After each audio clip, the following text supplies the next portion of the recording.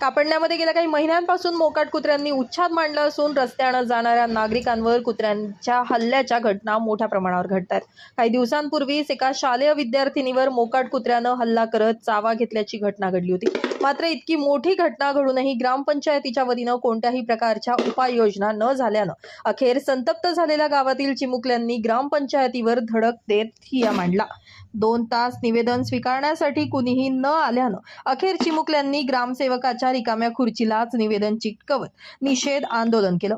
या लक्षवेधी आंदोलनानंतर देखील ग्रामपंचायतीला जाग येणार का हे बघणं आता महत्त्वाचं ठरणार आहे। धुळ्यातील कापडणे गावामध्ये गेल्या 3 महिन्यांपासून मोकाट कुत्र्यांनी मोठ्या प्रमाणात कहर केलाय। 3 महिन्यांमध्ये 40 ग्रामस्थांना कुत्र्यांनी चावा घेतल्याची माहिती ग्रामस्थांकडून देण्यात आली आहे। त्यामुळे या कुत्र्यांपासून संरक्षण मिळावं यासाठी चिमुकल्यांनी थेट ग्रामपंचायत गाठली। मात्र त्या ठिकाणी 2 तास वाट पाहूनही कुठलाही अधिकारी पदाधिकारी न आल्यानं चिमुकल्यांनी थेट ग्रामसेवकाच्या रिकाम्या खुर्चीलाच निवेदन चिटकवत आंदोलन केलं।